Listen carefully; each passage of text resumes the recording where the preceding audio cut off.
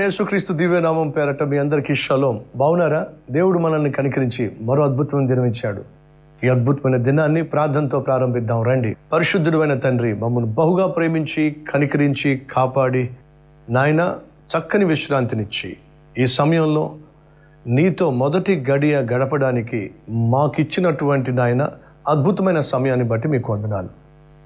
ప్రాముఖ్యంగా కుటుంబంతో కలిసి చిన్న బిడ్డలతో పాటు నాయన నీతో మొదటి గడియ గడుపుతున్న వారిని బట్టి, ఒంటరిగా ఉన్నప్పటికీ నాయన నీతో ఏకాంతంగా గడుపుతూ నీతోనే మొదటి గడియను గడుపుతున్న మా తమ్ముళ్లకు చెల్లెళ్లకు నాయన మీరిచ్చిన భాగ్యాన్ని బట్టి మీకు వందనాలు చెల్లిస్తూ ఈ మొదటి గడియను, ఈ దినాన్ని, అలాగే మా జీవితాలను మీ చేతికి అప్పగిస్తూ యేసు నామం పేరట వేడుకుంటున్నాం తండ్రి, ఆమెన్.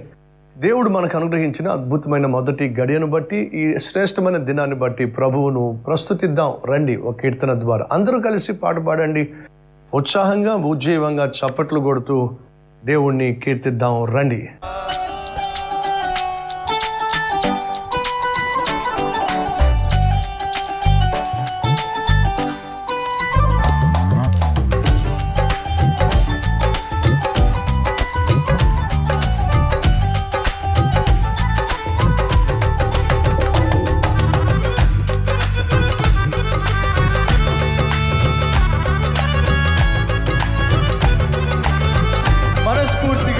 జీవితాలు మార్చుకొని మహిమపరుస్తూ తండ్రి నీవే నా జీవితాన్ని మార్చావు అంటూ కృతజ్ఞతతో స్వరాలు పాడదామా, ఆయన మహిమపరుద్దామా అందరం కలిసి.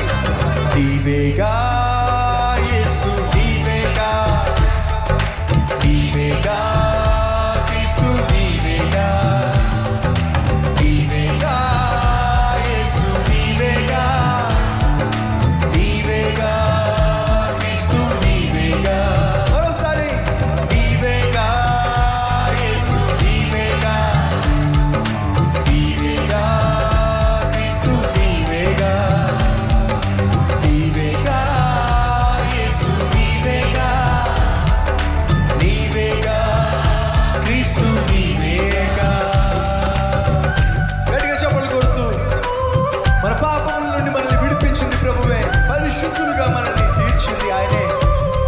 ఘోర పాపాలను మన్నించింది, రోత బ్రతుకును మార్చేసింది మన ప్రభువే కాబట్టి ఆయన మహిమపరుస్తూ చప్పట్లు కొడుతూ అందరం పాడదాం, అందరం ప్రభువుని కీర్తిద్దాం.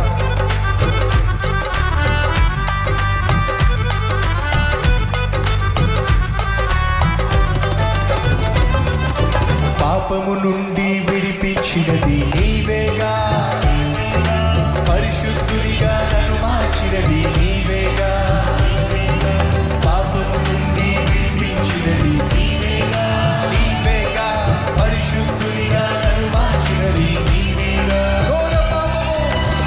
ఘోర పాపము మన్నించినది, రోత బ్రతుకును మార్చినది, నా ఘోర పాపము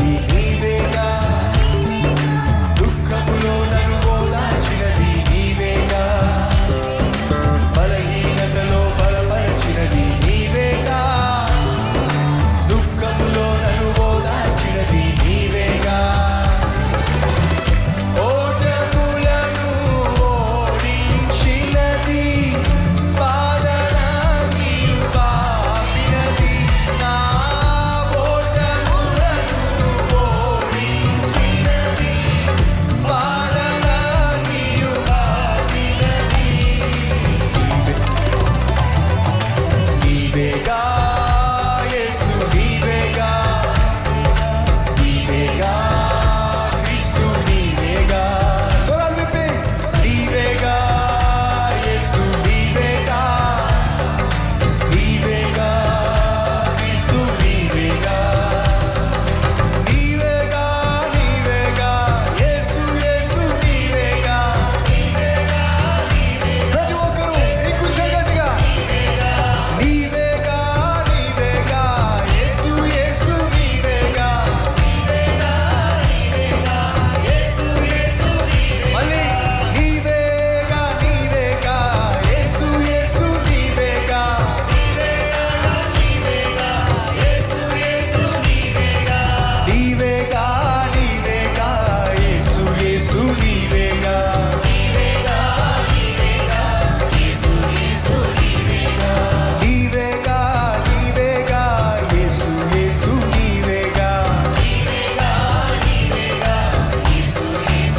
అద్భుతమైన కీర్తన ద్వారా ప్రభువును స్తుతించాం కదా. అలాగే పరిశుద్ధ గ్రంథంలో నుండి ఒక కీర్తన అందరం కలిసి చదువుదాం. 9వ కీర్తన. నా పూర్ణ హృదయముతో నేను యెహోవాను స్తుతించెదను. యెహోవా, నీ అద్భుత కార్యములన్నిటినీ నేను వివరించెదను. మహోన్నతుడా, నేను నిన్ను గూర్చి సంతోషించి హర్షించుచున్నాను. నీ నామమును కీర్తించెదను. నీవు నా పక్షమున వ్యాజ్యమాడి నాకు న్యాయము తీర్చుచున్నావు. నీవు సింహాసనాసీనుడవై న్యాయమును బట్టి తీర్పు తీర్చుచున్నావు. కాబట్టి నా శత్రువులు వెనుకకు మల్లుదురు. నీ సన్నిధిని వారు జోగిపడి నశింతురు. నీవు అన్యజనులను గద్దించి ఉన్నావు, దుష్టులను నశింపచేసి ఉన్నావు. వారి పేరు ఎన్నటికీ ఉండకుండా తుడుపు పెట్టి ఉన్నావు. శత్రువులు నశించిరి, వారెన్నడూ ఉండకుండా నిర్మూలమైరి. నీవు పెళ్లగించిన పట్టణములు స్మరణకు రాకుండా బొత్తిగా నశించెను. యెహోవా శాశ్వతముగా సింహాసనాసీనుడై ఉన్నాడు. న్యాయము తీర్చుటకు ఆయన తన సింహాసనమును స్థాపించి ఉన్నాడు. యెహోవా నీతిని బట్టి లోకమునకు తీర్పు తీర్చును. యథార్థతను బట్టి ప్రజలకు న్యాయము తీర్చును. నలిగిన వారికి తాను మహాదుర్గమగును. ఆపత్కాలములలో వారికి మహాదుర్గమగును. యెహోవా, నిన్ను ఆశ్రయించు వారిని నీవు విడిచిపెట్టువాడువు కావు. కావున నీ నామమెరిగిన వారు నిన్ను నమ్ముకొందురు. సియోని వాసి అయిన యెహోవాను కీర్తించుడి. ఆయన క్రియలను ప్రజలలో ప్రచురము చేయుడి. ఆయన రక్తాపరాధమును గూర్చి విచారణ చేయునప్పుడు బాధపరచబడు వారిని జ్ఞాపకము చేసుకొనును. వారి మొర్రను ఆయన మరువడు. నేను నీ కీర్తి అంతటినీ ప్రసిద్ధి చేయుచు సియోను కుమార్తె గుమ్మములలో నీ రక్షణను బట్టి హర్షించున్నట్లు యెహోవా, నన్ను కరుణించుము. మరణ ద్వారమున ప్రవేశించకుండా నన్ను ఉద్ధరించువాడా, నన్ను ద్వేషించువారు నాకు కలుగచేయు బాధను చూడుము. తాము త్రవ్విన గుంటలో జనములు మునిగిపోయిరి. తాము ఒడ్డిన వలలో వారి కాలు చిక్కుబడి ఉన్నది. యెహోవా ప్రత్యక్షమాయెను, ఆయన తీర్పు తీర్చి ఉన్నాడు. దుష్టులు తాము చేసుకొనిన దానిలో చిక్కి ఉన్నారు. దుష్టులను దేవుని మరుచు జనులందరూ పాతాళమునకు దిగిపోవుదురు. దరిద్రులు నిత్యము మరవబడరు. బాధపరచబడు వారి నిరీక్షణాస్పదము ఎన్నటికిని నశించదు. యెహోవా లెమ్ము, నరులు ప్రబలక పోవుదురుగాక. నీ సన్నిధిని జనములు తీర్పు పొందుదురుగాక. యెహోవా, వారిని భయపెట్టుము. తాము నరమాత్రులమని జనులు తెలుసుకుందురుగాక. దేవుడు మనకిచ్చినటువంటి పరిశుద్ధ గ్రంథంలో నుంచి అద్భుతమైన కీర్తన అందరం కలిసి చదివాం కదా. ఆ తరువాత వీలుంటే కాసేపు ఆ కీర్తనను ధ్యానించే ప్రయత్నం కూడా చేయాల్సిందిగా కోరుతున్నాను. ఈ సమయంలో దేవుడు తన వాక్యం ద్వారా మీతో మనతో మాట్లాడబోతున్నాడు. కాబట్టి ఒక అద్భుతమైన సందేశాన్ని మనం అందరం కలిసి విందాం రండి. మొదటి సమూయేలు గ్రంథం 13వ అధ్యాయం 19వ వచనం. హెబ్రీయులు కత్తులను ఈటెలను చేయించుకుందురేమో అని ఫిలిష్తీయులు ఇశ్రాయేలీయుల దేశమందంతటా కమ్మర వాండ్రు లేకుండా చేసేశారు. 22వ వచనం. కాబట్టి యుద్ధ దినమునందు సౌలు నొద్దను యోనాతాను నొద్దను ఉన్న జనులలో ఒక్కని చేతిలోనైనాను కత్తియే కానీ ఈటియే కానీ లేకపోయాను. బుద్ధుందా అండి సౌలుకి? తన రాజ్యాన్ని కాపాడుకోవాల్సిన బాధ్యత సౌలుకుంది. నీ రాజ్యాన్ని కాపాడుకోవాల్సిన బాధ్యత తండ్రిగా, భర్తగా నీ మీద ఉంది. నీ రాజ్యం అని చెప్పు, నీ కుటుంబం.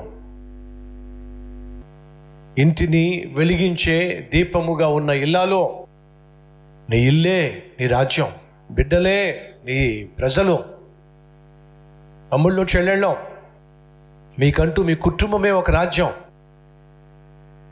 ఆ రాజ్యాన్ని కాపాడుకోవాల్సిన బాధ్యత తల్లిగా, తండ్రిగా, సహోదరి, సహోదరుడా నీ మీద ఉంది. మర్చిపోవద్దు. ఎలా కాపాడుకోవాలి? సైతాను యొక్క తంత్రముల నుండి, సైతాను వేసేటటువంటి అగ్ని బాణముల నుండి, సైతాను తీసుకొచ్చేటటువంటి శోధనల నుండి, సైతాను తీసుకొచ్చేటటువంటి ఆర్థిక సమస్యల నుండి, అనారోగ్య సమస్యల నుండి, అపాయముల నుండి, ఆపదల నుండి నీ కుటుంబాన్ని నువ్వు కాపాడుకోవాలంటే ఏం చేయాలి? ఏం చేస్తే నీ కుటుంబాన్ని కాపాడుకోగలవు? ఏం చేస్తే నీ ఉద్యోగాన్ని కాపాడుకోగలవు? ఏం చేస్తే నీ వ్యాపారాన్ని నువ్వు కాపాడుకోగలవు? ఏం చేస్తే నీ బిడ్డలను, వారి భవిష్యత్తును నువ్వు కాపాడుకోగలవు? ఒకసారి ఆలోచించు. తమ్ముళ్ళు, చెల్లెళ్ళు, ఏం చేస్తే నీ క్యారెక్టర్ని కాపాడుకోగలవు? ఏం చేస్తే నీ పరిశుద్ధతను కాపాడుకోగలవు? ఏం చేస్తే నీ శరీరాన్ని కాపాడుకోగలవు? ఏం చేస్తే నీ ఆత్మీయతను కాపాడుకోగలవు? ఏం చేస్తే? శత్రువు అయినటువంటి ఫిలిష్తీయులు చేసింది ఏమిటయా అంటే, హెబ్రీయులలో ఆయుధములు లేకుండా చేసి పడేశారు.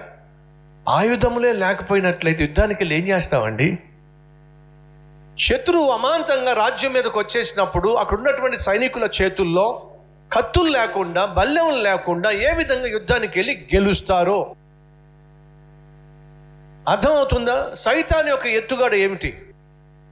ఫిలిష్తీయుల యొక్క ఎత్తుగడ ఏమిటి అని అంటే, మనం ఇశ్రాయేలీయుల మీద ఒక యుద్ధానికి వెళ్ళినట్లయితే వాళ్ళు మన మీద ఎగబడ్డానికి, తిరగబడ్డానికి ఆధారం వాళ్ళు కలిగి ఉన్న ఆయుధాలే గనుక, అసలు వాళ్లకు ఆయుధాలే లేకుండా చేస్తే, వాళ్ళ దగ్గర కత్తులు కానీ బల్యాలు కానీ లేకుండా చేస్తే వాళ్ళు మన మీద తిరగబడలేరు. 2, వాళ్ళు మనకు దొరికిపోతారు.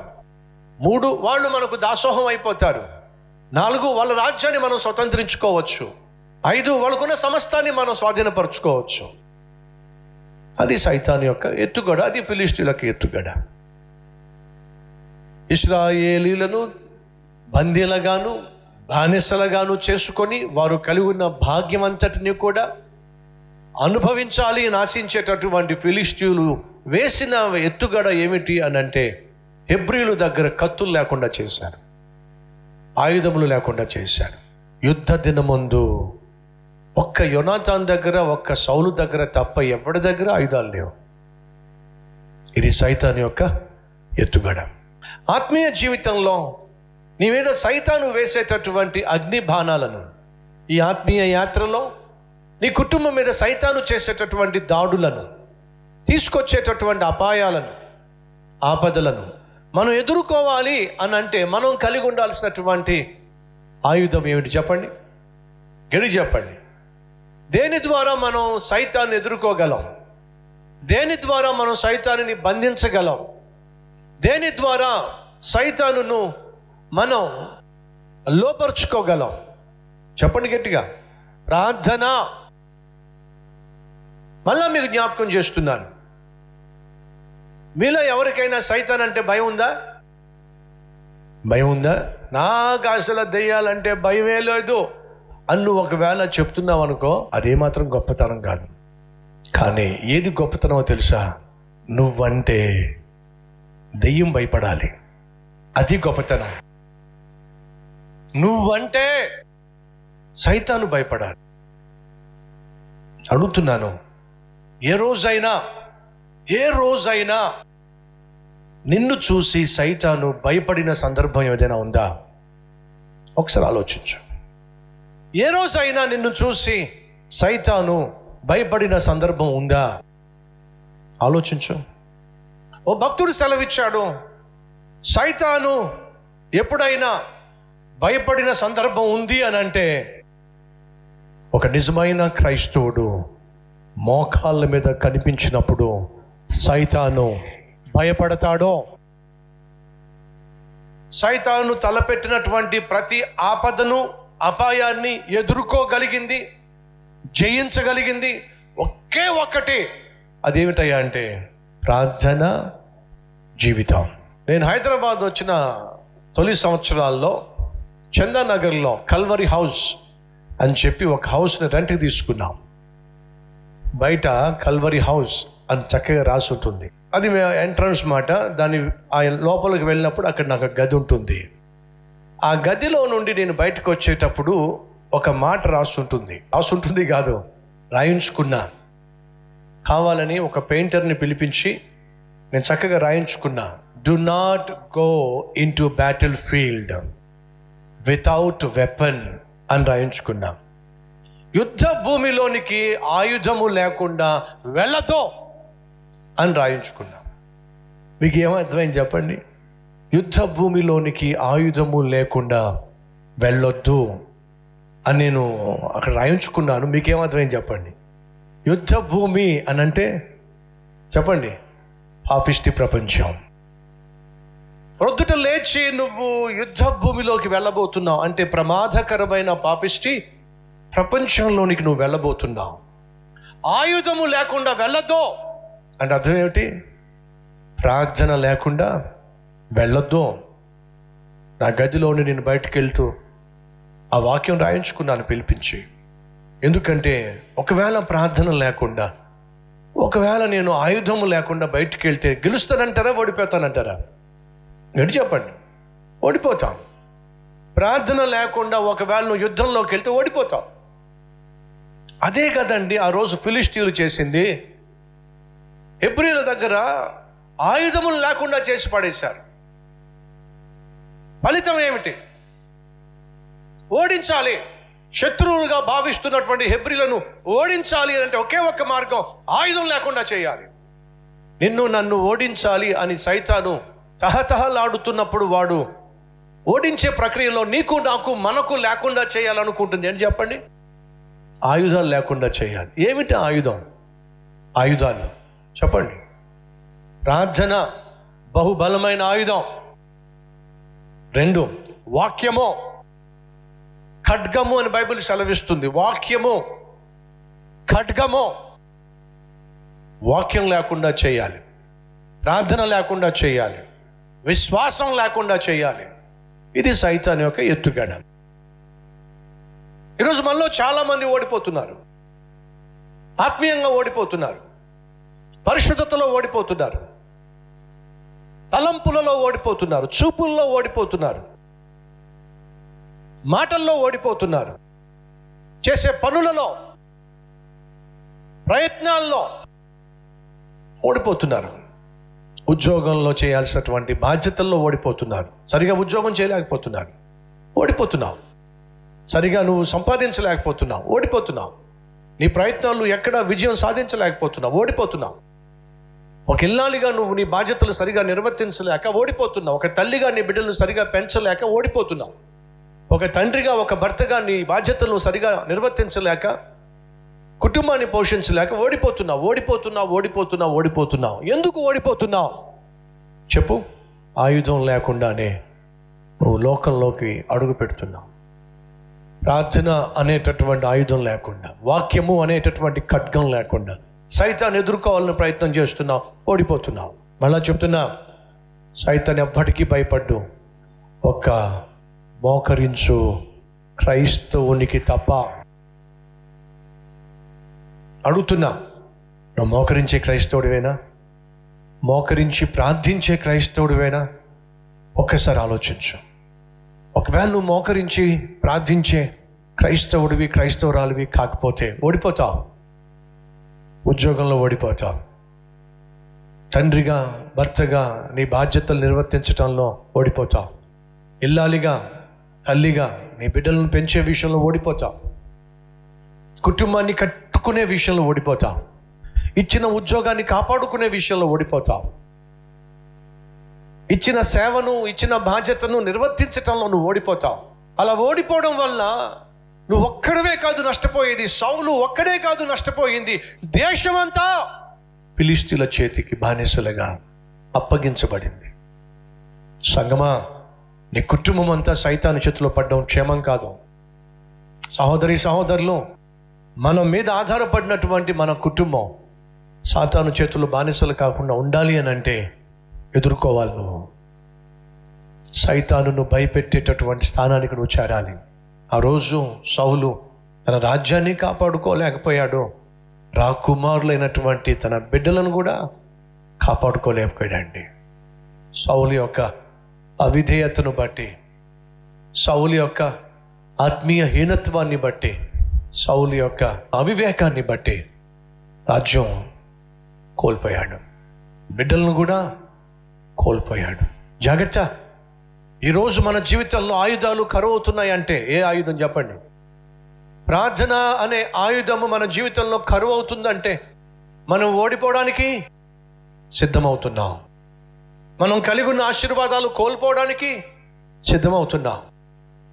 దేవుడు మనకిచ్చినటువంటి ఆధిక్యతను కోల్పోవడానికి సిద్ధమవుతున్నాం.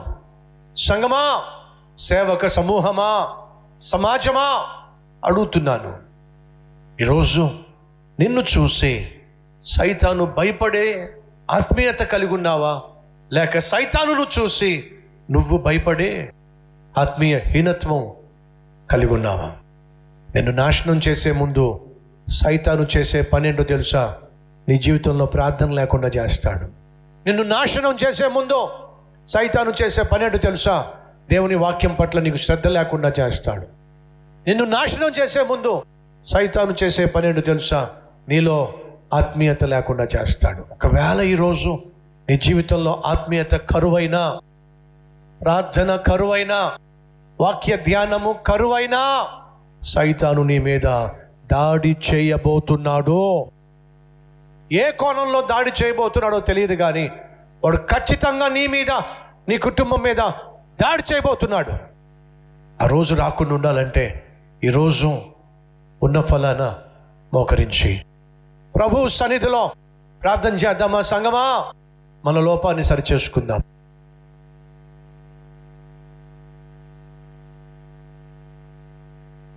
పరిశుద్ధుడా, నీ ఆత్మను మా మధ్య సంచరింప చేసినందుకు స్తోత్రాలు. నీ వాక్యము ద్వారా మాతో మాట్లాడినందుకు వందనాలు అయ్యా.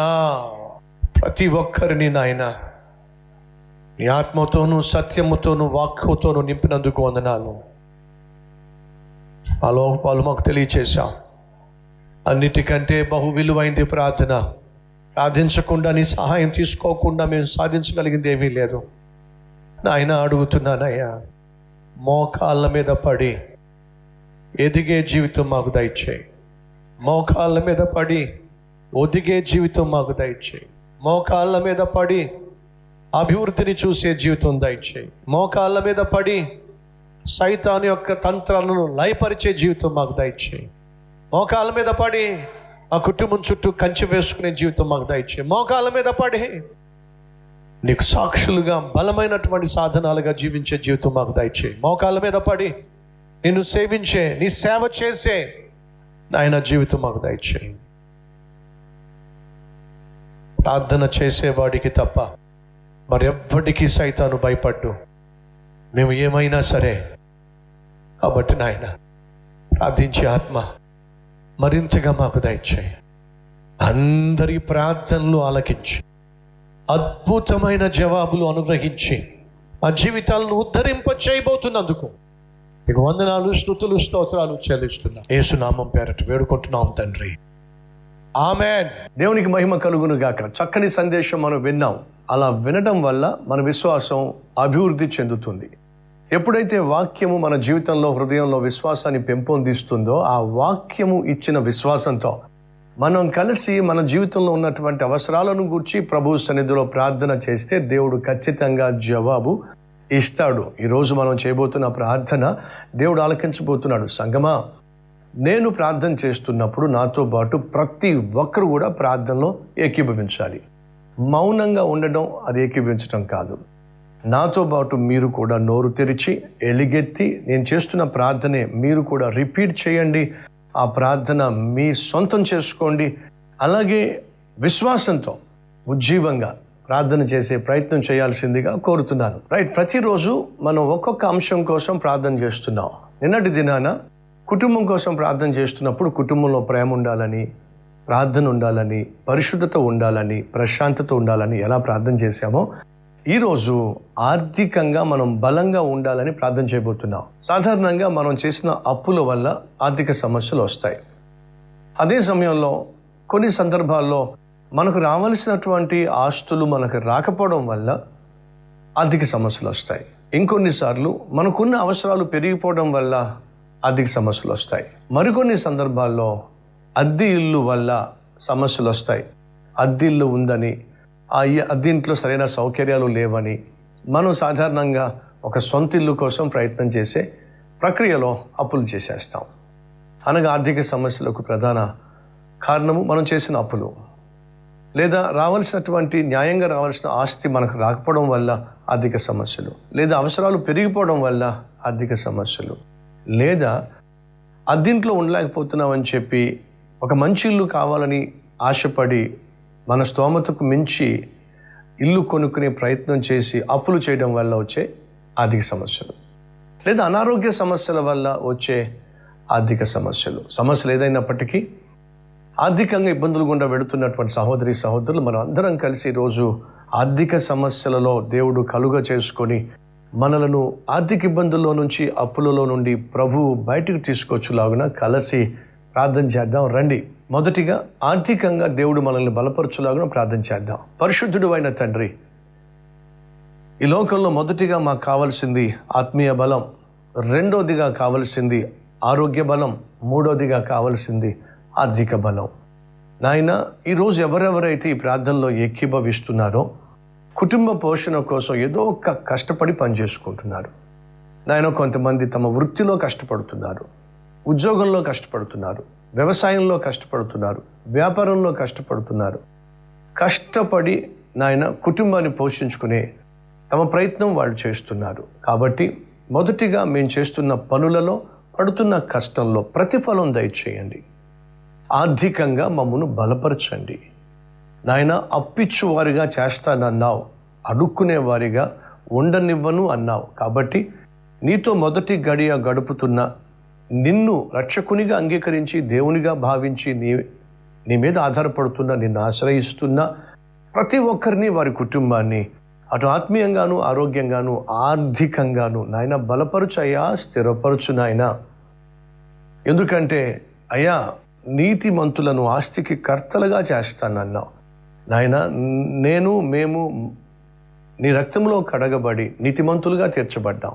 కాబట్టి మాకున్న ప్రతి అవసరాన్ని మీరు తీర్చవలసిందిగా కోరుతున్నాను. సింహం పిల్లలైన ఆకలి కొని ఉంటాయి, కానీ ఆయన నీ బిడ్డలకు ఆకలి గొననివ్వనని, అవసరాలన్నీ తీరుస్తానని వాగ్దానం చేశావు కదా. కాబట్టి మాకున్న ప్రతి అవసరాన్ని తీర్చండి. ఆర్థికంగా మమ్మల్ని అందరినీ కూడా బలపరచండి, స్థిరపరచండి. మా చేతి పనులను దీవించండి, పాడి పంటలను దీవించండి, వ్యవసాయాన్ని ఆశీర్వదించండి, వ్యాపారాన్ని అభివృద్ధిపరిచి లాభాలు దయచేయండి, ఉద్యోగంలో స్థిరత్వాన్ని ఇవ్వండి, అభివృద్ధినివ్వండి. కష్టపడి పనులు చేసుకుంటున్న వారి వృత్తిలో నాయన ప్రయాసపడుతున్న వారి వృత్తిని బట్టి నాయన మీరే ఆర్థికంగా స్థిరపరిచి బలపరచమని యేసయ్య పేరట వేడుకుంటున్నాం తండ్రి. ఆమెన్.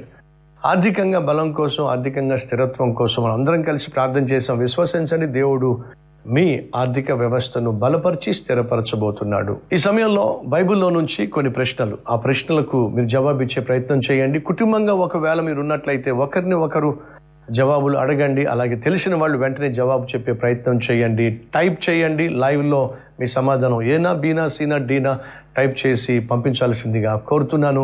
రండి. మీకు తెలుసా, గిద్యోనుతో యుద్ధము చేసిన ప్రజలు ఎవరు? మోయాబీయులు, బి అమోరీయులు, సి మిద్యానీయులు, డి ఎదోమీయులు.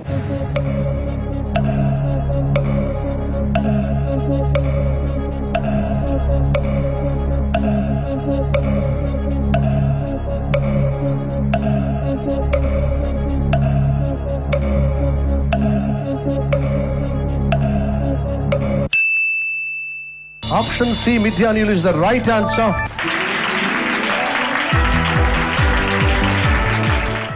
మా దినములను లెక్కించుటకు మాకు నేర్పుము అని ప్రార్థించినది ఎవరు? ఏ యోబు, బి దావీదు, సి దానియేలు, డి మోషే.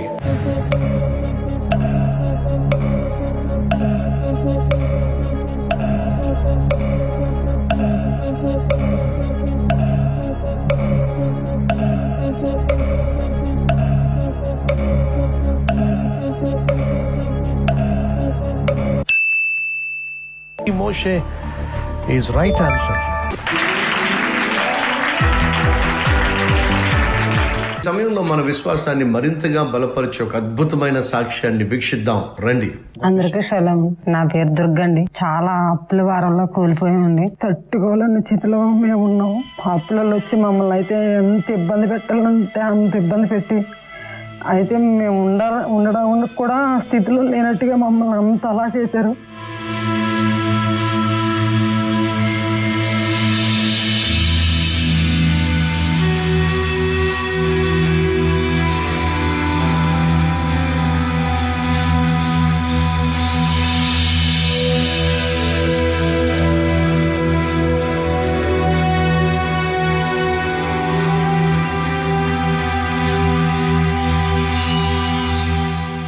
అయితే మేము అనుకోని స్థితిలో ఆ అప్పుల భారంలో కూడికిపోయాము. అసలు మేము చేసుకున్నది కూడా కాదు, వేరే వాళ్ళది మధ్యవర్తిగా ఉండి ఆ అప్పుని భారం మేము భరించవలసి వచ్చింది. ఏ టైంలో పడితే ఆ టైంలో మా ఇంటి మీదకి వచ్చి చాలా గొడవ చేసేవారు.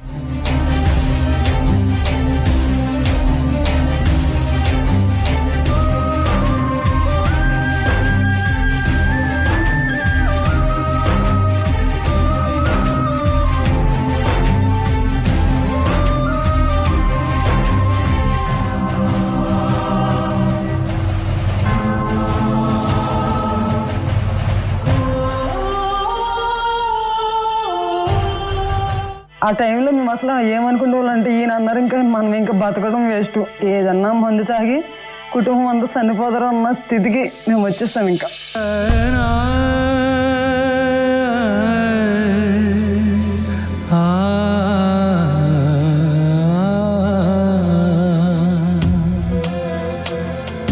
సరిగ్గా ఆ సమయంలో కలవరస్వరం చూడటం జరిగింది. నువ్వు మరణించనవసరము లేదు. నా ప్రభువు ఒక వ్యక్తి మరణించే విధంగా చెయ్యడు. నువ్వు చావాలని కాదు ప్రభువు ఈ భూకంపాన్ని తీసుకొచ్చింది, నువ్వు బ్రతకాలని నా ప్రభు భూకంపాన్ని తీసుకొచ్చాడు. నువ్వు చావనవసరం లేదు. నా ప్రియ సహోదరులు సహోదరులు, నీకు ఉద్యోగం లేదని, ఆర్థికంగా ఉన్న సమస్యల్లోంచి బయటపడే మార్గం కనిపించడం లేదని, నీ కుటుంబాన్ని పోషించుకోవడం నీకు చేత కావడం లేదని, ఆత్మహత్య చేసుకోవాలని, చచ్చిపోవాలని ప్రయత్నం చేస్తున్నావు. నువ్వు చనిపోని అవసరం లేదు. నా ప్రభు నిన్ను బ్రతికించగలడు. నా ప్రభు నీకు మంచి భవిష్యత్తును బ్రతుకుని ఇవ్వగలడు. నీ జీవితాన్ని నా ప్రభువుకి ఇచ్చినట్లయితే ఈ రోజే నీ జీవితంలో అద్భుతం చేయగలడు. కలవరస్వరం చేసిన తర్వాత అప్పుడు ఇంక మేము చనిపోవాల్సిన అవసరం లేదు, బతకాలనే ఆశ కూడా మాలో కలిగింది. ఆ కలవరస్వరం చూడకపోతే మేము ఆ రోజున దైవజనులు అందించిన వాక్యం మాకు అందించబడితే మా కుటుంబం ఏమైపోయేదో మాకే తెలీదు.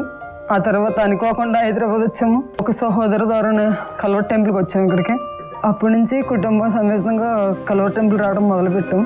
ఆ వాక్యం ద్వారా మేము ఎంతో ఆదరించబడ్డాము, దీవించబడ్డాము. నన్ను బ్రతికించిన ఈ దేవుడి వాక్యం అనేక మందికి అందించాలనేసి ఒక తీర్మానం తీసుకుని దేవుడిని అడిగితే 4 ఏళ్లలో పని ఆదివారం సెలవిచ్చి పని ఇచ్చాడు. దైవజనులు ప్రతి వారం వాక్యం వివరిస్తున్నప్పుడు ఒక సత్యాన్ని నేను తెలుసుకున్నాను.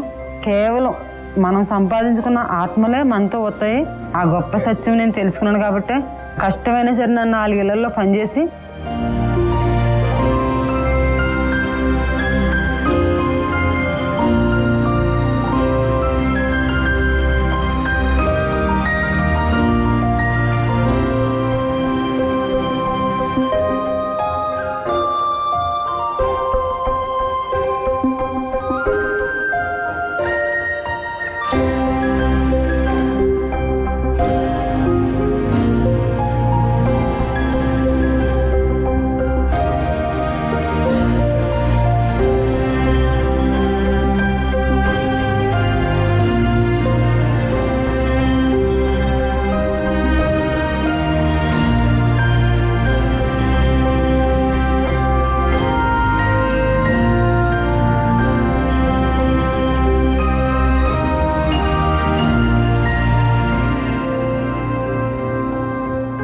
వచ్చిన సంపాదనతో ప్రతి నెల కల్వరస్వరం బలపరిచి లక్షల మందికి ఈ దేవుని వాక్యాన్ని అందిస్తున్నాం.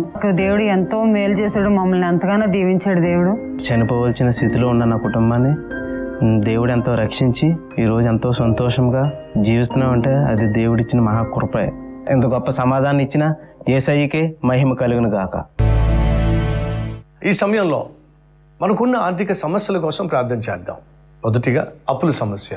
ఈరోజు మనలో ఏదో ఒక అప్పు చేసిన వారు ఉండుంటారు. బ్యాంక్లో లోన్ తీసుకుని ఉండుంటారు, లేకపోతే స్నేహితుల దగ్గర అప్పు చేసి ఉండుంటారు, లేక మీకున్నటువంటి ఆస్తి పత్రాలు తాకట్టు పెట్టి మీరు అప్పు చేసి ఉంటారు, బంగారం తాకట్టు పెట్టి అప్పు చేసి ఉంటారు, లేక ఆర్థిక ఇబ్బందుల్లో ఉండుంటారు.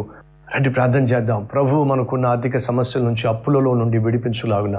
మహాపరిశుద్ధుడు అయిన ప్రేమ కలిగిన తండ్రి, ఈ సమయంలో కొంతమందిని ఆయన అప్పులు పాలైపోయారు. కుమార్తె పెళ్లి చేయాలనో, బిడ్డలను చదివించాలనో, లేక ఇల్లు కట్టుకోవాలనో, లేక నాయన అనవసరంగా వచ్చినటువంటి ఖర్చుల వల్ల, లేక సడన్గా వచ్చినటువంటి ఆర్థిక ఇబ్బందుల వల్ల, లేక అనారోగ్యం వల్ల నాయన అప్పులు చేసేశారు. నాయన అప్పులు తీర్చలేక అల్లాడిపోతున్నారయ్యా. నాయన మీరే అప్పుల్లో కూరుకుపోయిన మా ప్రియ సహోదరిని, సహోదరుణ్ణి, ఆ కుటుంబాన్ని, ఆ తమ్ముణ్ణి, ఆ చెల్లిని కనికరించయ్యా. అప్పు అయితే చేసేశారు కానీ, అప్పు చేసి వారికి ఉన్నటువంటి కష్టాన్ని తీర్చుకునే ప్రయత్నం చేశారు కానీ ఇప్పుడు ఆ అప్పు తీర్చలేకపోతున్నారు. కనీసం ఈఎంఐ కట్టలేకపోతున్నారు, కనీసం వడ్డీ చెల్లించలేకపోతున్నారు. బహుగా కృంగిపోతున్నారు. మానసికంగా కృంగిపోతూ, నిరాశ నిస్పృహకు లోనైపోతూ, ఎలా అప్పులు తీర్చుకోవాలో తెలియక డిప్రెషన్లోకి వెళ్ళిపోవడం వల్ల సరిగా ఉద్యోగం చేయలేకపోతున్నారు, సరిగా వ్యాపారం చేయలేకపోతున్నారు. కొంతమంది అయితే ఆ డిప్రెషన్లో నాయన సరిగా భోజనం కూడా చేయలేకపోతున్నారు.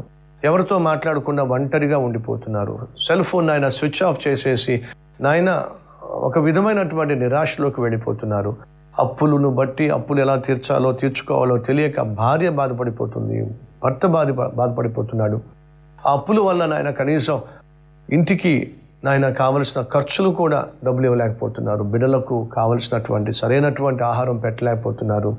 స్కూల్ ఫీజు, కాలేజ్ ఫీజు కూడా కట్టలేకపోతున్నారు. నాయన ఎవరెవరైతే ఈ సమయంలో ఆర్థికంగా చితికిపోయారో, అప్పులు పాలైపోయారో అలాంటి వారిని కనికరించయ్యా, అలాంటి వారిని దర్శించయ్యా. నాయన అరణ్యంలో మార్గం సరళం చేస్తానన్నావు కదా, అన్ని దారులు మూసుకుపోయినాయి నాయన. ఏదో ఒక మార్గం తెరువయ్యా. నాయన ఉద్యోగాన్ని అభివృద్ధి పరచటమో, వ్యాపారాన్ని లాభంగా మార్చటమో, చేసే పనిలో ఆశీర్వాదమో, లేదా ఏదో ఒక అద్భుతాన్ని జరిగించి నీ బిడ్డల విశ్వాసాన్ని బట్టి కలిగి ఉన్న అప్పులలో నుంచి, ఆర్థిక సమస్యల్లో నుంచి, చిక్కుల్లో నుండి నీ బిడ్డలను ప్రభువా ఈ రోజే దర్శించి ఏదో ఒక మార్గం తెరిచి మీ నామాన్ని మహింపరుచుకొని అద్భుతం చేయమని యేసయ్య పేరట వేడుకుంటున్నాం తండ్రి. ఆమెన్. విశ్వసించండి. అప్పులు ఎంతున్నా, ఆర్థికంగా ఎంతగా చితికిపోయినా మన సమస్య ప్రభువుకు చెప్పాం కాబట్టి ఏదో ఒక మార్గం తెరుస్తాడని, అరణ్యంలో మార్గం తెరిచి ఎడారిగా ఉన్న నీ జీవితంలో సెలయేర్లు ప్రవహింప చేస్తాడని విశ్వసించాల్సిందిగా ప్రభు పేరట మనవి చేస్తున్నాను. బైబిల్ గ్రంథంలో 66 పుస్తకాలు ఉన్నాయి, లేదా 66 గ్రంథాలు ఉన్నాయి. ఈరోజు ఒక గ్రంథం గురించి వివరంగా మనం తెలుసుకుందాం రండి. ఆదికాండం. ఇప్పుడు ఆదికాండం ఎవరు రాశారు, ఎప్పుడు రాశారు, ఎందుకు రాశారు, ఇవన్నీ మనం తెలుసుకోబోతున్నాం. ఆదికాండంలో ఎన్ని అధ్యాయాలు ఉంటాయి, ఎన్ని వచనాలు ఉంటాయి, ఎన్ని మాటలు ఉంటాయి, ఇవి వివరంగా తెలుసుకోబోతున్నాం. మొదటిగా ఆదికాండము అనే ఆ పుస్తకానికి అర్థం ఏమిటి? ఆదికాండము ఏమిటి అర్థం? ప్రారంభం. ఆదికాండము అంటే ప్రారంభం, సృష్టి ప్రారంభం. దేవుడు యొక్క సృష్టి ప్రారంభం ఆదికాండంలో చూస్తాం. ఇంగ్లీష్లో జెనిసిస్ అని చెప్పి అన్నారు. దాన్ని ద బిగినింగ్ అంటే ప్రారంభం.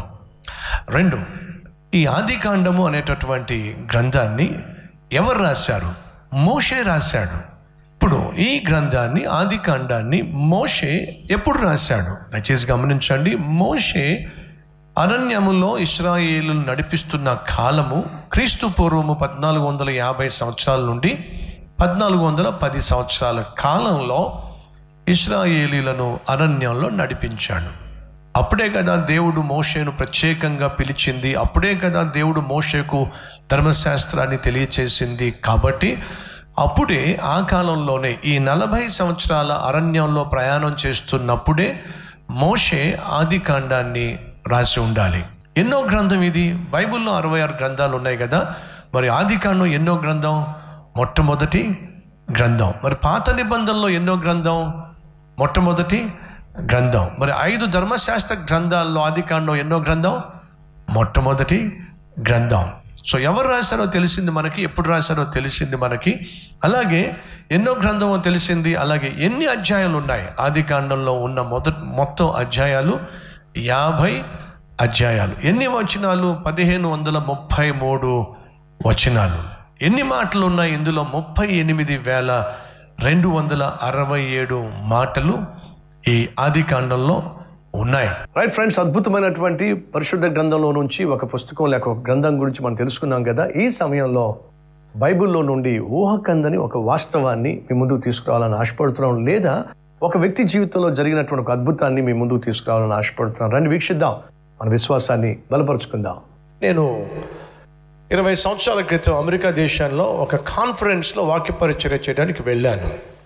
అలా వెళ్ళినప్పుడు నాతో పాటు కో స్పీకర్గా బహు పేరుగాంచినటువంటి ఒక డాక్టర్ గారు నాతో పాటు స్పీకర్గా ఆ కాన్ఫరెన్స్కి వచ్చారు. ఆ డాక్టర్ దేనికి ఫేమస్ అయ్యా అంటే అబార్షన్స్కి ఫేమస్, అబార్షన్స్ చేయడంలో ఫేమస్. కొన్ని వేల అబార్షన్స్ చేశాడండి. ఎన్ని వేలు?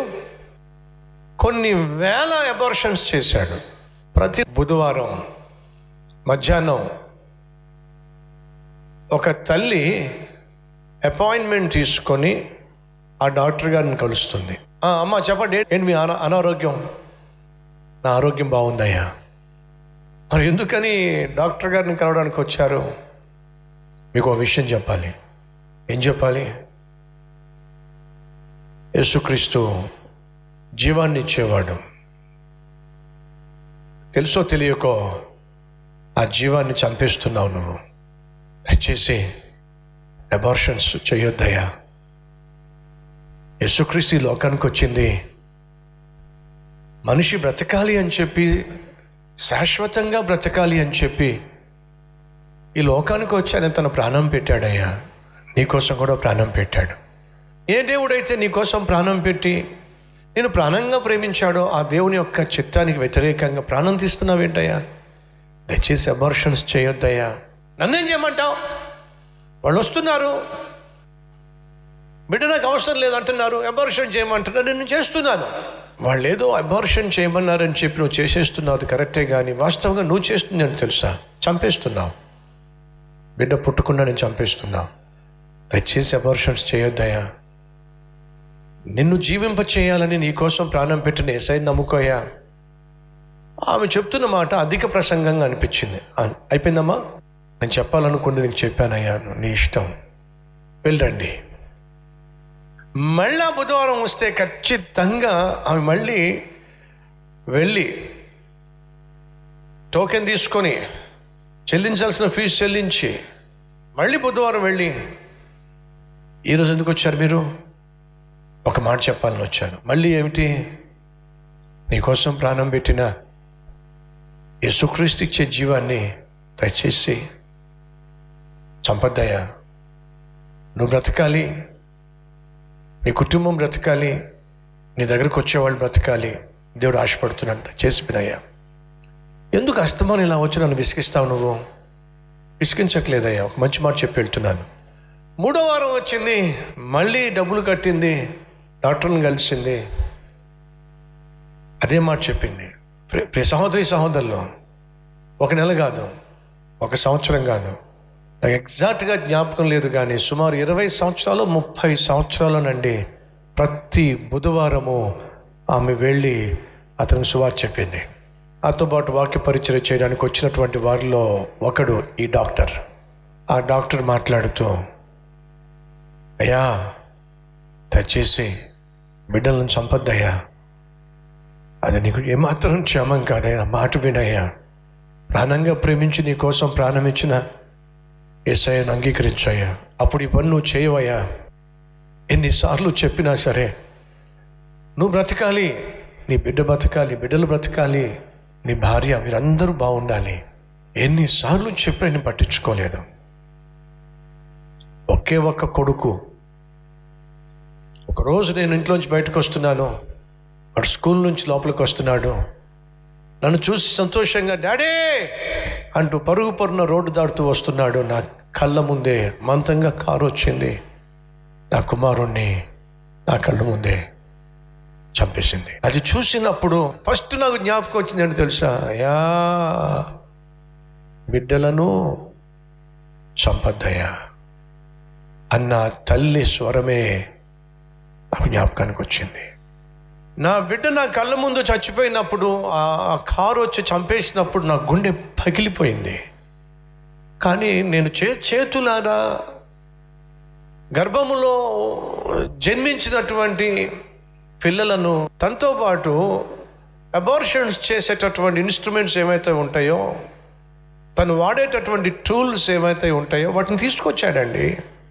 2 నెలలు ఒకవేళ ఆ బిడ్డ వయసు అయినట్లయితే, ఇదిగో ఈ కటింగ్ ప్లేయర్ వాడతాను, ఈ ఇన్స్ట్రుమెంట్ వాడతాను, ఈ ఇన్స్ట్రుమెంట్ లోపలికి చొప్పించి ఆ బిడ్డలు అలా పట్టుకుని బయటకు లాగుతాను చూపించాడు. ఒకవేళ 3 నెలలు అనుకోండి, ఇదిగో ఈ ఇన్స్ట్రుమెంట్ పెట్టి ఏది అందితే దాన్ని లాగుతాను, చెయ్యి దొరికితే చెయ్యి లాగుతాను, కాళ్ళు దొరికితే కాళ్ళు లాగేస్తాను, మెడ దొరికితే మెడ లాగేస్తాను. అతను స్క్రీన్లో మొత్తం చూపించాడు. అంటే ఏ విధంగా ఈ ఇన్స్ట్రుమెంట్స్ వాడతాడో, బతుకున్న బిడ్డ చేతిని ఏ విధంగా లాగేస్తాడో చూపించాడండి. అమ్మ చెల్లెళ్ళు వింటున్నారా? ప్రేమ ప్రేమ అని చెప్పి పనికి మాడిన వాళ్ళు మోజులో పడి పెళ్లి కాకుండానే గర్భం ధరించేయటం, ఆ తర్వాత హాస్పిటల్కి వెళ్ళి అబార్షన్స్ చేయించేసుకోవడం చాలామందికి సులభం అయిపోయింది. అబార్షన్ అని అంటే నువ్వు జన్మనిచ్చేటటువంటి నీ బిడ్డను నువ్వే చంపేయటం. ఎంత దారుణం అండి. అది చెప్పొచ్చేది ఏమిటంటే, ఆ రోజు ఆ డాక్టర్ గారు మాట్లాడుతూ, నా కుమారుణ్ణి ఆ కారు చంపినప్పుడు అది నా గుండెని ఎంతగా పిండేసిందయ్యా అంటే ఇప్పటికి కూడా నేను మర్చిపోలేను. అప్పుడు అర్థమైంది, నేను దేవుని బిడ్డల్ని చంపేస్తున్నప్పుడు దేవుని హృదయం ఎంత తెల్లడిల్లిపోయిందో. కానీ నా కుమారుణ్ణి పోగొట్టుకోకుండానే, ఆ భయంకరమైన శిక్ష నేను పొందుకోకుండానే నా జీవితాన్ని మార్చుకోవాలి, నా బ్రతుకును మార్చుకోవాలి అని చెప్పి ఆ తల్లిని దేవుడు పంపించాడు. విన్నా 20 years బ్యాక్ నేను విన్నట్లయితే నా కొడుకు చచ్చిపోయేవాడు కాదు. అప్పుడే నేను ఆ మాట విని నా జీవితాన్ని ప్రభువుకి అంకితం చేసినట్లయితే ఈరోజు నేను బిడ్డలు లేనటువంటి వాడిగా మిగిలిపోయేవాడిని కాదు. ఎందుకు ఈ విషయాన్ని మీతో పంచుకుంటున్నానయ్యా అని అంటే, దేవుడు మీకు సువార్తను అందిస్తున్నప్పుడు దయచేసి అంగీకరించండి. ఆలస్యం చేస్తే ఆలస్యమే నీ జీవితంలో విషంగా మారుతుంది, విషపూరితమైనటువంటి పరిస్థితిని దాపురింపచేస్తుంది. అది ఆ రోజు ఆ డాక్టర్ యొక్క సందేశం. ఈరోజు మన మధ్య ఎవరైనా ఉన్నారా? నువ్వు రక్షించబడాలి అని, నువ్వు బాగుపడాలి అని, పాతరోత జీవితాన్ని విడిచిపెట్టాలి అని, ఈ దిన సేవకుని ద్వారా కావచ్చు, మరొక సేవకుడి ద్వారా కావచ్చు, దేవుడినితో మాట్లాడుతున్నప్పుడు, హెచ్చరిక చేస్తున్నప్పుడు, నువ్వు చేస్తున్న తప్పులు, వేస్తున్న వేషాలు, నీచమైన కార్యాలు, పాపిష్టి అలవాట్లు నిన్ను నాశనం చేయబోతున్నాయి, దయచేసి వాటిని విడిచిపెట్టో.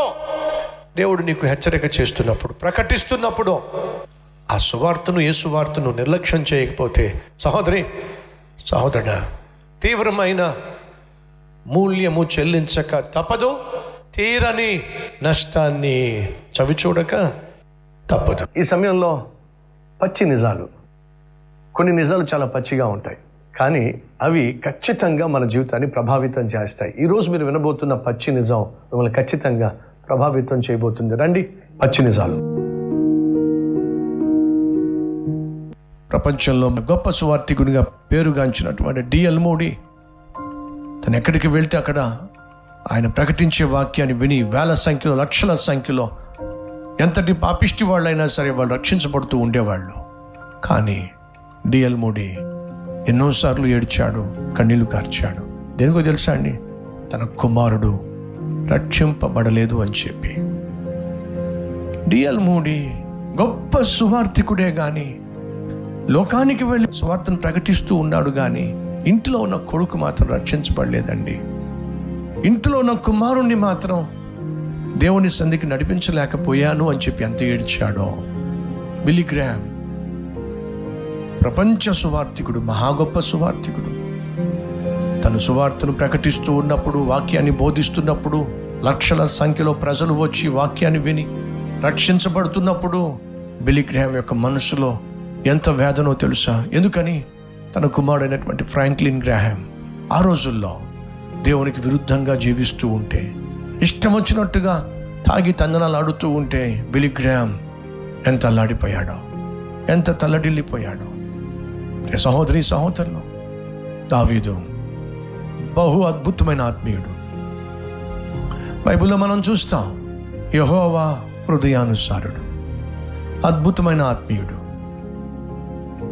అద్భుతమైన శూరుడు, అద్భుతమైనటువంటి రాజు, అద్భుతమైనటువంటి కీర్తనాకారుడు, అద్భుతమైనటువంటి స్నేహితుడు, అద్భుతమైనటువంటి ప్రార్థనాపరుడు, అద్భుతమైనటువంటి అందగాడు, అద్భుతమైనటువంటి దీనత్వం గలవాడు, క్షమాగుణం కలిగిన వాడు. ఏ కోణంలో చూసినా సరే దావీదు మనందరికీ మాదిరి. ఒకసారి తప్పు చేశాడు, పడిపోయాడు, కానీ ఎంత అద్భుతంగా పశ్చాత్తాపడ్డాడో, తన పాపాన్ని కన్నీటితో ఒప్పుకున్నాడు. మరొక విషయం తెలుసా? బత్షెబాతో తప్పు చేశాడు తప్ప ఇంకెప్పుడు కూడా మళ్ళీ ఏ స్త్రీతో వ్యభిచారము చేయలేదు. అన్ని విషయాల్లో దావీదు అద్భుతమైన వాడు. కానీ ఎక్కడ ఫెయిల్ అయ్యాడో తెలుసా మీకు? తన బిడ్డలను నడిపించటంలో, దేవుని దగ్గరకు నడిపించటంలో దావీదు ఫెయిల్ అయ్యాడు. సమూయేలు అద్భుతమైన న్యాయాధిపతి, అద్భుతమైన ప్రవక్త, అద్భుతమైనటువంటి యాజకుడు, మచ్చలేనటువంటి మనిషిగా జీవించాడు. కానీ ఎక్కడ ఫెయిల్ అయ్యాడో తెలుసా? తన బిడ్డలను దేవుని చిత్తానుసారంగా సేవ చేయించే విషయంలో సమూయేలు ఫెయిల్ అయ్యాడు. మోషే మహా గొప్ప నాయకుడు, లక్షల మందిని తన విశ్వాసంతో, దేవునితో, తనకున్నటువంటి సత్సంబంధంతో నడిపించాడు. దేవునితో ముఖాముఖిగా మాట్లాడాడు. ఎర్ర సముద్రం 2 పాయలుగా చేసిన వాడు, ఫరో మెడ వంచేసిన వాడు, బండను కొడితే నీళ్లు తెప్పించిన వాడు, దేవుని సహాయంతో, సహకారంతో. మోషేకి 2 కుమారులు ఉన్నారు. మీకు ఎవరికైనా తెలుసా అండి ఆ కుమారులు ఏమైపోయారో? ఎవరికైనా తెలుసా ఆ కుమారులు ఏమైపోయారో? వాళ్ళ వంశం ఏమైపోయిందో? మోషే గొప్ప నాయకునిగా, ప్రపంచంలోనే గొప్ప నాయకునిగా, భూమి మీద ఉన్న వారిలో గొప్ప సాత్వికునిగా, దేవునితో ముఖాముఖిగా మాట్లాడినటువంటి అనుభవం కలిగిన వాడిగా ఉన్నాడే కానీ తన బిడ్డలను మాత్రం నాయకులను చేయలేకపోయాడు. తన బిడ్డలను మాత్రం నమ్మకమైన ఆత్మీయులుగా మలుచుకోలేకపోయాడు. ఈరోజు మనలో ఎవరైనా ఉన్నారా? నువ్వు గొప్ప ప్రసంగికుడు కావచ్చు, గొప్ప సేవకుడు కావచ్చు, గొప్ప సంఘ కాపరివి కావచ్చు, సంఘంలో గొప్ప పెద్దవి కావచ్చు, సంఘ పరిచర్యలో పాల్పంచుకుంటున్నటువంటి ఆత్మీయుడు కావచ్చు, ఆత్మీయురాలు కావచ్చు. సొసైటీలో నీకు మంచి పలుకుబడి ఉండుండొచ్చు, పదవి ఉండుండొచ్చు. కానీ ప్రశ్న, నీ కుటుంబాన్ని దేవునికి దగ్గరగా నడిపించగలుగుతున్నావా? నీ కుటుంబాన్ని దేవునికి దగ్గరగా నడిపించగలుగుతున్నావా? నీ బిడ్డలను దేవునికి దగ్గరగా నడిపించగలుగుతున్నావా? నీ భార్యను, నీ కుమార్తెలను, నీ కుమారులను దేవునికి దగ్గరగా నడిపించగలుగుతున్నావా? ఎంతమంది ఈరోజు ఏడుస్తున్నారు? ఆ పెద్దోడు చెడిపోయాడండి, ఆ చిన్నోడు పాడైపోయాడండి, మా అమ్మ ఇష్టానుసారంగా జీవిస్తుందండి, నా భార్య నా మాట వింటలేదండి, నా భర్త త్రాగుబోతండి, తిరుగుబోతండి. ఈరోజు ఇంట్లో 3 లేక 4 లేక 5 ఉంటే ఆ 3, 4, 5 ఎవరి దారి వాళ్ళది, ఎవరి విశ్వాసం వాళ్ళది, ఎవరి సంఘం వాళ్ళది, ఎవరి ప్రార్థన వాళ్ళది. కలిసి ప్రార్థించే కుటుంబాలు ఎన్నున్నాయి? కలిసి సంఘానికి వెళ్ళేటటువంటి కుటుంబాలు, ఒకే సంఘానికి వెళ్ళేటటువంటి కుటుంబాలు ఎన్నున్నాయి? ఎంతోమంది అంటూ ఉంటారు, నా భార్య వేరే సంఘానికి వెళ్తుందండి, నేను వేరే సంఘానికి వెళ్తానండి, నా పిల్లలు మరొక సంఘానికి వెళ్తారండి. కనీసం దేవుని సన్నిధికి వచ్చి ఆరాధించే విషయంలో కూడా ఐక్యత లేదే. ఇంటిలో కలిసి ప్రార్థించే విషయంలో భార్య, భర్త, పిల్లలు కలిసి ప్రార్థించేటటువంటి సఖ్యత లేదే. సహోదరి, సహోదరుడా, ఈరోజు నేను మాట్లాడుతున్నప్పుడు, బ్రదర్ మీరు మా గురించే మాట్లాడుతున్నారు, మా కుటుంబం గురించే మాట్లాడుతున్నారు అని మీరు భావిస్తున్నట్లయితే, మీకు అనిపిస్తున్నట్లయితే సరిచేసుకుందాం, చక్కబెట్టుకుందాం. నోవహు తాను దేవుడితో నడవడమే కాదండి, తన 3 కుమారులను, తన 3 కోడండలను, తన సాటి అయిన సహాయనైన భార్యను దేవుని చెంతకు నడిపించాడు. తాను పరిశుద్ధంగా జీవించడమే కాకుండా తన కుటుంబం కూడా పరిశుద్ధంగా జీవించే విధంగా నడిపించాడు. అద్భుతం, అద్భుతం. ఇట్టి కృప ప్రతి ఇంటి యజమానికి ఉంటే ఎంత బాగుంటుంది. ఇట్టి కృప నాకు, మీకు, మనకు ఉంటే ఎంత బాగుంటుంది. ఒకసారి ఆలోచించండి. రైట్ ఫ్రెండ్స్, అద్భుతమైనటువంటి పచ్చి నిజాన్ని మనం వీక్షించాం. ఈ సమయంలో లైవ్లో ఉన్నవాళ్ళు మీకున్న సమస్యలు ఏమిటో లైవ్లో చాట్లో టైప్ చేయండి. మీ లైవ్ చాట్ ప్రింట్అవుట్ తీసి ప్రార్థన చేయబోతున్నాం. అలాగే సహోదరులు ముగింపుకు వచ్చేసాం. ముగింపు ప్రార్థనలో పాల్పంచుకోవాల్సిందిగా కోరుతున్నాను. మళ్ళీ మీకు జ్ఞాపకం చేస్తున్నాం, మన జీవితాల్లో సాధారణంగా దేవుని యొక్క సహాయము అత్యవసరమైనది. ఆత్మీయతలో, ఆరోగ్యంలో, ఆర్థిక వ్యవస్థలో. అదే సమయంలో మన జీవితంలో ఏ అవసరం ఉన్నా సరే ఆ అవసరాన్ని ప్రభు తీర్చగలడు. కనుక అందరం కలిసి ప్రార్థన చేద్దాం. మహాపరిశుద్ధుడైన ప్రేమ కలిగిన తండ్రి, నీతో మొదటి గడియ గడిపే మహాభాగ్యాన్ని ఇచ్చావు, మహాధన్యతనిచ్చావు తండ్రి. నీకు స్తోత్రాలు. ఈ విధంగా నీతో మొదటి గడియ గడపడం, మా దినాన్ని నీతో ప్రారంభించటం, అది నిజంగా బహు అద్భుతం, బహు ఆశీర్వాదం. అలాగే మా జీవితాలకు ఆశ్చర్య కార్యాలు జరగడానికి ఇది ఆధారం. కాబట్టి నాన్న, ఎవరెవరైతే నాయన ఉదయమునే లేచి, పెందల కడనే లేచి, వేకువ జామునే లేచి నీతోనే మొదటి గడియ గడపాలని ఆశించి నాయన పాల్పంచుకుంటున్నారు, వారందరూ ధన్యులు ప్రభువా. వారిని, వారి కుటుంబాన్ని అత్యధికంగా దీవించండి. మంచి ఆత్మీయతనివ్వండి. ఈ దినమంతా ఆరోగ్యంగా బలపరచండి నాయన. ప్రతి ఒక్కరిని అధికంగా స్థిరపరచయ్యా ప్రతి కుటుంబాన్ని. లైవ్లో ఎవరెవరైతే పాల్పంచుకుని వారి యొక్క ప్రార్థన అవసరతలు టైప్ చేస్తున్నారో వారు ప్రధానంగా నాయన ఆరోగ్యం కోసం ప్రార్థన చేయమని అడుగుతున్నారు. ప్రార్థన చేస్తున్నాం. ఆర్థికంగా చితికిపోయాం, అప్పులు పాలైపోయాం అంటున్నారు. అద్భుతం చేయి నాయన. బిడ్డకు వివాహం కాలేదని, గర్భఫలం లేదని, బిడ్డలో చదువులో వెనకబడి ఉన్నారని, పాడైపోతున్నారని, ప్రేమ వ్యవహారంలో పడి జీవితం నాశనం చేసుకుంటున్నారని, భర్త తాగుబోతుగా ఉంటున్నాడని, భార్యలో మార్పు లేదని, ఎవరెవరైతే ప్రభువా ఏ అవసరాల కోసం టైప్ చేస్తూ ప్రార్థనా సహాయం కోరుతున్నారో వారందరినీ దర్శించాయా. వారికి ఉన్న ప్రతి అవసరాన్ని మీరు తీర్చండి నాయన. వెటుకి సమయంలో ప్రభువా మమ్ములను, ఈ దినాన్ని మీ చేతికి అప్పగిస్తున్నాం. మా సంఘాన్ని, మా సంఘాల్లో ఉన్న సభ్యులను, ఆ సభ్యుల కుటుంబాలను, మా సంఘంలో సేవ చేస్తున్న వారిని, సంఘ క్షేమం కోసం సహాయపడుతున్న వారిని, సువార్తను దానం చేస్తున్న వారిని, సంఘక్షేమం కోసం కన్నీటితో ప్రార్థన చేస్తున్న వారిని ప్రత్యేకంగా దర్శించండి, దీవించండి అయ్యా. ప్రతి సంఘంలో గొప్ప ఉజ్జీవం, ప్రతి సేవకునికి గొప్ప ఉజ్జీవం, ప్రతి సేవకుని కుటుంబంలో క్షేమము, సమాధానము మీరు అనుగ్రహించమని, మా రాష్ట్రాలను, మా దేశాన్ని దీవించమని, దేశాన్ని, రాష్ట్రాన్ని పరిపాలన చేస్తున్న ప్రతి నాయకుణ్ణి నాయన మీరు ఆశీర్వదించి అద్భుతమైన పరిపాలన అందించే కృపనివ్వమని, మమ్ములను ఈ దినాన్ని మీ చేతికి అప్పగిస్తూ కాపుదల, భద్రత సంపూర్తిగా దయచేయమని యేసయ్య పేరట వేడుకుంటున్నాం తండ్రి. ఆమెన్. దేవుడు ఈ దినమంతా మీకు తోడుగా ఉండి మీరు చేసే ప్రతి పనిలో ఆశీర్వాదం అనుగ్రహించి కాపుదల దయచేయను గాక.